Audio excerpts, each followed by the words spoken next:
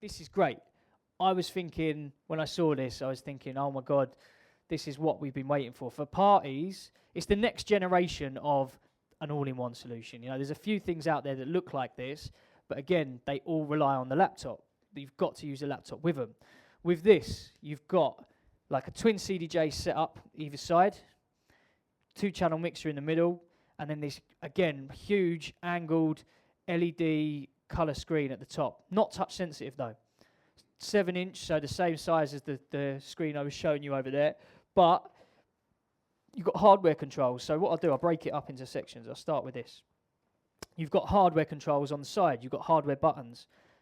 All the same from the flagship CDJs. So your menu controls down here, your source select up here. So nothing's encroaching on the screen. You've got full aspect to show you what we're going to be using. Now, you've got 2 USB ports as well. Need that stick. So you've got USB 1 over here, USB 2 on the far right. So for parties, this is great. If you've got one USB port, it means at some stage, if you want to swap DJs, you're going to have silence, or you need to wire in an iPod or something, you know, play something else. The fact you've got 2 USBs saves the day. You can also record on this one. So even though I'm going to be playing from this, I can record to it as well. And you've got a track mark button in there as well. So if you're using this to record your sets, at every tune you mix, you can just hit track mark, and it will split the WAV file at that point, so you get a new audio recording. Go to our source select and choose record box. In the same way that the XDJ-1000 can connect to your laptop, so can this. There's a LAN connection on the back. So Pro DJ Link connectivity. You can MIDI control as well if you want to.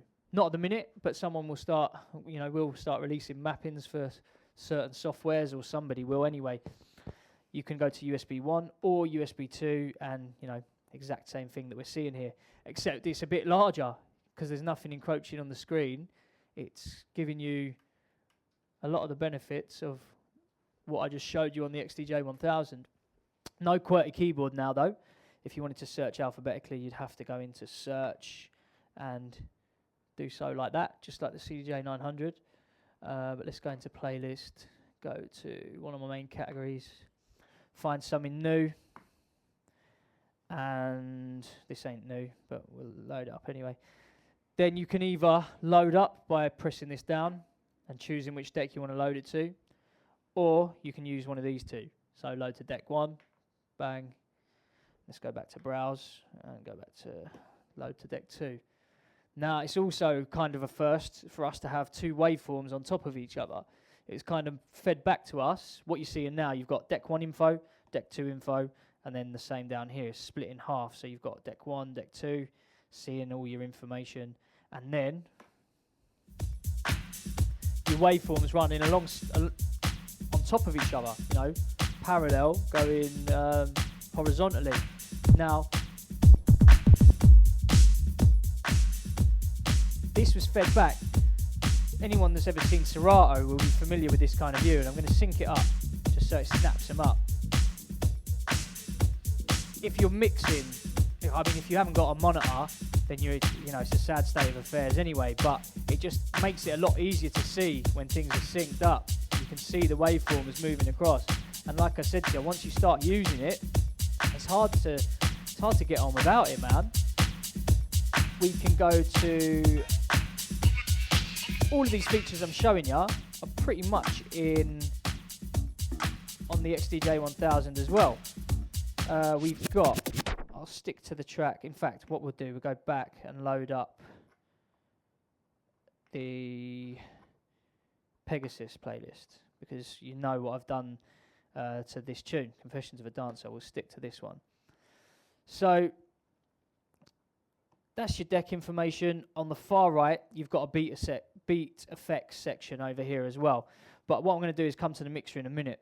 Instead of showing you this 2-channel mixer to start with, we'll focus on the player, because it's quite advanced.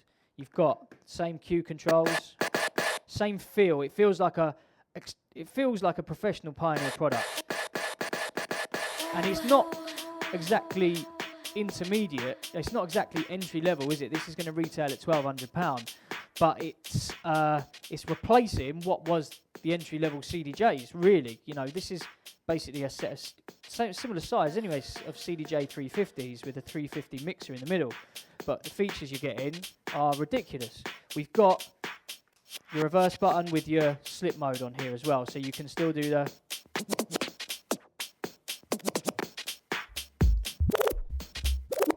all your slip controls that you'd expect to do.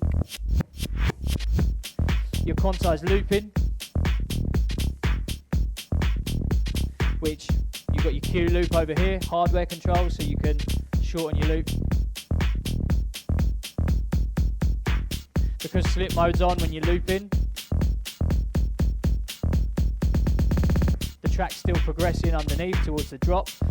You've got your single pot for touch speed adjust, but you can manipulate if this controls touch, if it controls release, or if it controls both.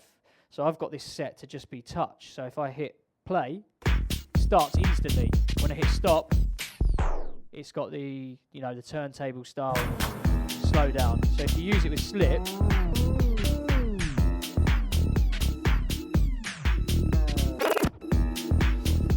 working your way down, you've got the same sync controls as the 2000 Nexus, and you know, I just demoed that a minute ago.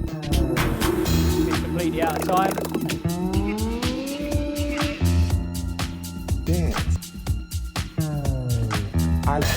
Nothing new with sync. Horrible mess. Press sync.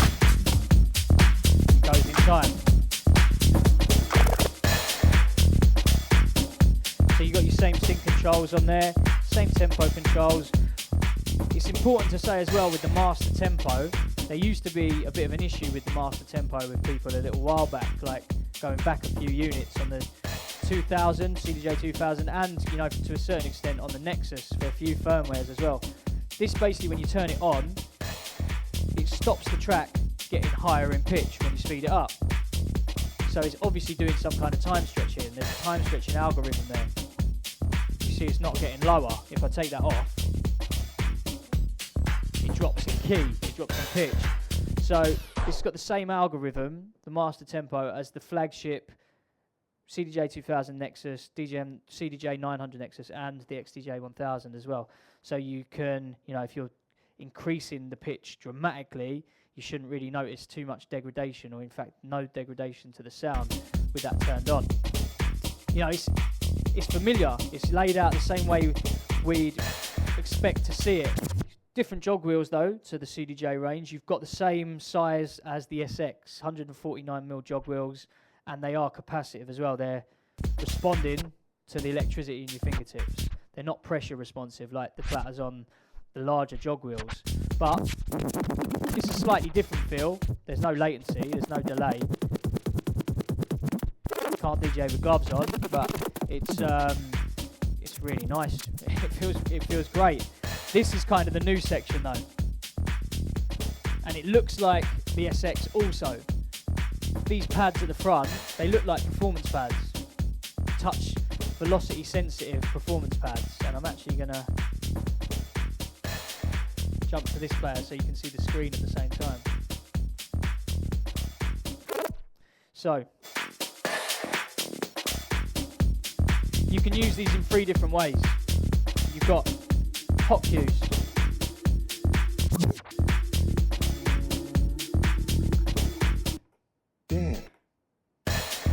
So usually they would auto load. I must have exported that track without having it ticked to auto load the Hotcues on that specific tune. Hotcues, I keep going on about them, they're essential. You've got to have them on pretty much all products now going forward. And it's nice to have 4. So we've got A, B, C, and D, and you access your Hotcues by pressing that. Of course, they can be quantized, or if you turn quantize up on the top left over here, you've got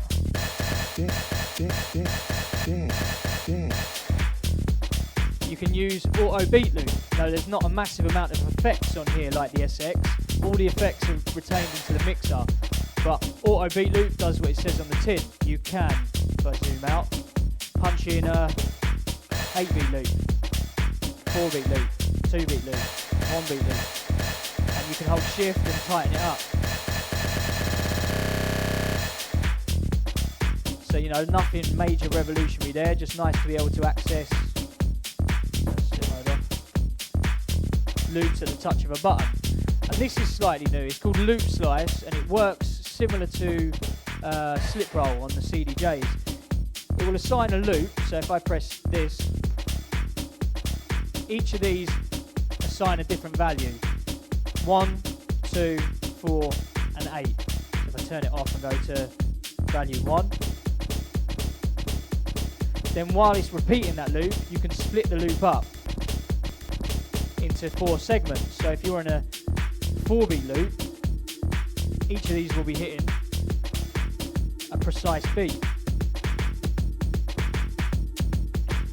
Useless for me because I need everything quantized. If you put slip mode on and then start using them, they become quantized.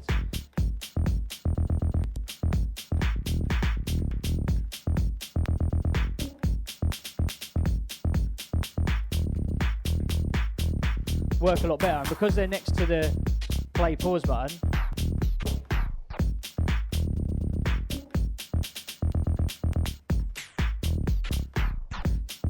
bit of a boring tune to demo it with, man. You need some vocals, really.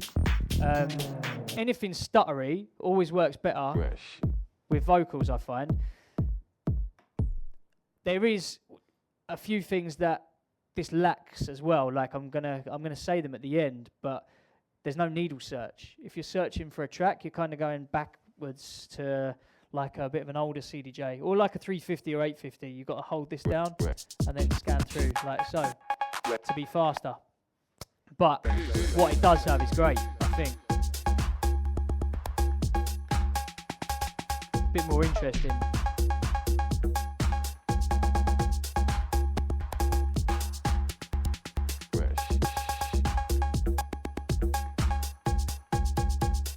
Slip mode on, it sounds better.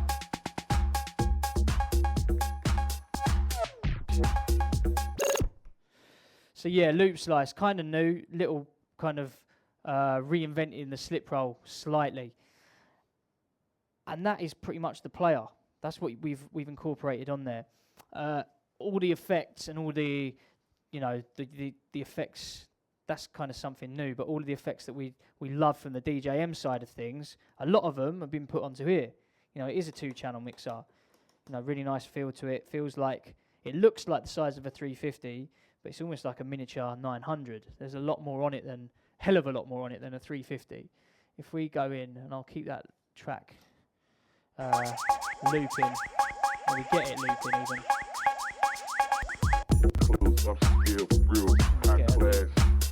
Beverly Hills, upscale, real high class. Beverly Hills, upscale, real high class. Get a loop running. Beverly Hills, upscale, real so yeah, class. you've got 3-band EQ. You can change whether it's EQ or isolator up in the utility menu, as well as change the fader cut and a few other things in there as well. There's 2 methods of using Loop Slice, which you can also be changed in there. We've got sound color effects, so the easy effects to use. You choose an effect, you turn the pot, in this case channel 1, the color pot relating to the audio signal, so low pass filter, essential, crush,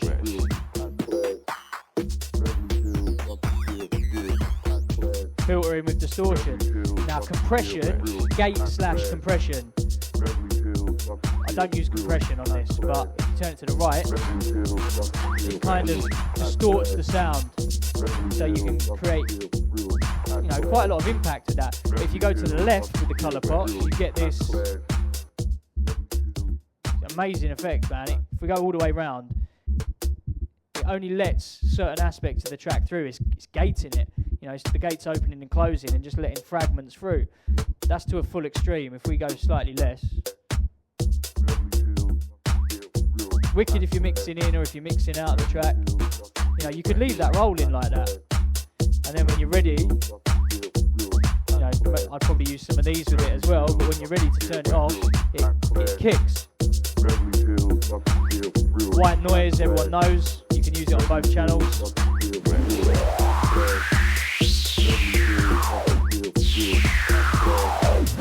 Because it's an oscillator, it can be used.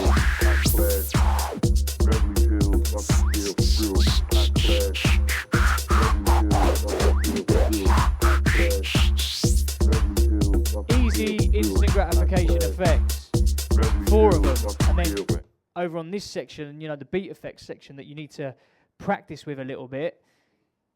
You know, these are the ones you can watch me do, and you can do that straight away. Everyone can twist the pot, it's pretty straightforward.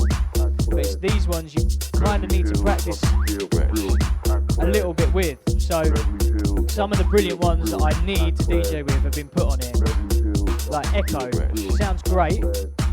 We can choose whatever effect you use. So we've got delay, echo, spiral, reverb, trans, flanger, pitch and roll.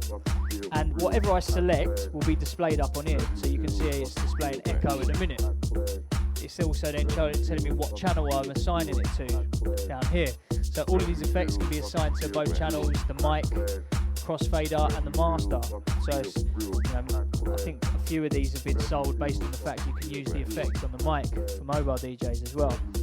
But then you choose your effects, choose your channel, set a delay time or a parameter time on here. So we'll go for quarter beat, turn it down, post fader.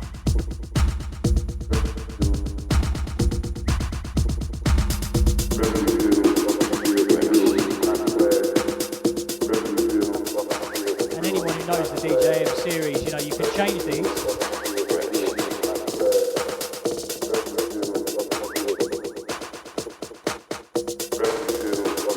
Or you can use this to change the timing as well. If I twist it, it's not sticking to the templates that this will set, half beat and quarter beat.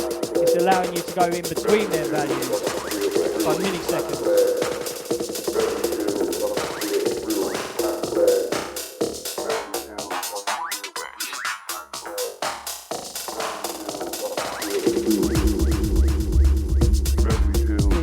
Both together. Spiral works in a similar way. You turn it on.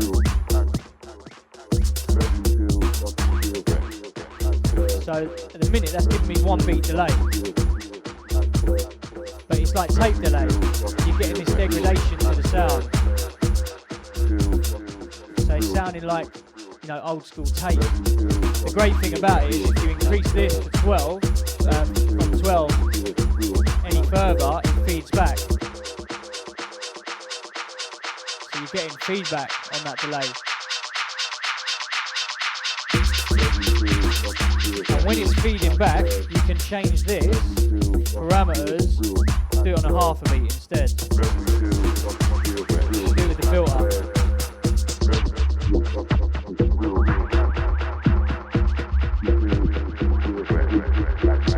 So when it starts to feed back quite a lot, you can change this and hear the echo tail speed up.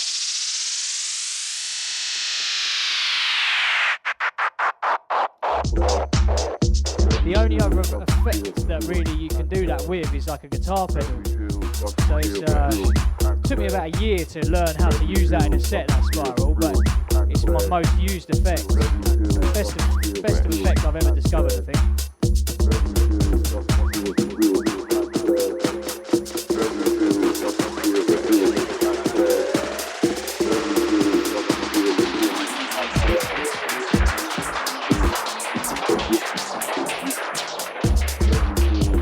Bad effect. Then reverb. The great thing about the reverb is on the 900, when it was taken from the 800 to the 900, the sound quality was improved so much, and you can hear this. If you increase the value, you hear the room expand. You hear it sloping down. If you listen.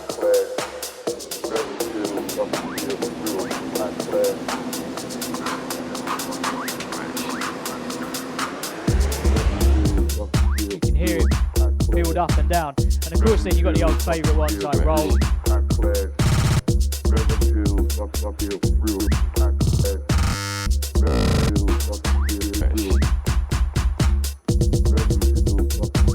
And they're quantized.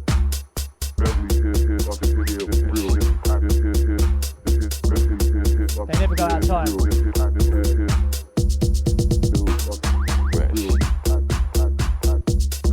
So really usable. You know, if you compare that to the CDJ-850 and this to the DJM 350 and these to the CDJ-350, it's ridiculous. It's like for the same price point, what you're getting is crazy. Both of them, the XDJ-1000 and the XDJ-RX, they're just bringing a much fuller Rekordbox experience and Rekordbox platform to the not entry level. You know, it's not cheap. This is retailing at £1,200, but I think that's an amazing price for what it is.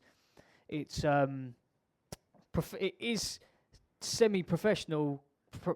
It is for semi-professional productions. I personally think you've got XLR output, secondary master output, which I'm using now, RCA. You've got balance jack booth output, as well as a standalone mixer. You can run, you know, you've got phono preamps on both channels, so you can run turntables into this, CDJs into this if you wanted to. You've got, over here, you've got a LAN connection, so the Ethernet port at the back. That allows you direct connection to the laptop to do that home method of using Rekordbox like I was telling you. So you don't have to, you know, keep taking your USB sticks back to the computer and reorganizing and re-exporting. You can adjust and, you know, change your playlists whilst your laptop is connected to this. And, you know, as simply as pressing Rekordbox on the top left. This is going to be available. The first one, the XDJ-1000, is available now. But this is going to be available in around about 4, 5, or 6 weeks. I'd imagine it's going to be massively sought after. I haven't seen the kind of back orders yet, or how many have been ordered. The top section, I should probably mention as well, you've got 2 mic inputs, both with 2-band EQ. So I think this is a mobile DJ's like ultimate answer, personally. The fact you can have the laptop linked, and even though there's no QWERTY keyboard on this, you can still search on your laptop and drag and drop, and you're not relying on a piece of software staying stable. It's a stable bit of kit now, you know, the Rekordbox software, and it's not doing massive amounts of CPU processing. It's the hardware that's doing the bulk of the workload. Few things that it hasn't got, though. I kind of thought this was going to replace CDJs for me, first of all, when I saw it. But there's no needle search, which is a little bit of a pain. You've got to go in and scan through your tracks, you know, the old school way, which you can go fast by pressing down track forward or track backward and then scan. There is no, on the effects, there's no triplet on spiral, and there's no triplet on roll either, which I found a little bit weird. I like to use them triplet effects. It's quite a subtle thing. Cheers. Quite a subtle thing, but it does make me think, oh, I need the 900 Nexus. There's no dub echo, there's no space, which you get on the 900 Nexus as well. And there's no high pass on the reverb, so when you're reverbing, normally I go and like kill all the lows out of the reverbs to create impact, which you can't do, but you know, it's less than the price of a DJM 900 for all of it, so you can't have everything, I guess. This side you just got your booth and your master controls. Guys, that was both of them products. That's kind of what I wanted to show you.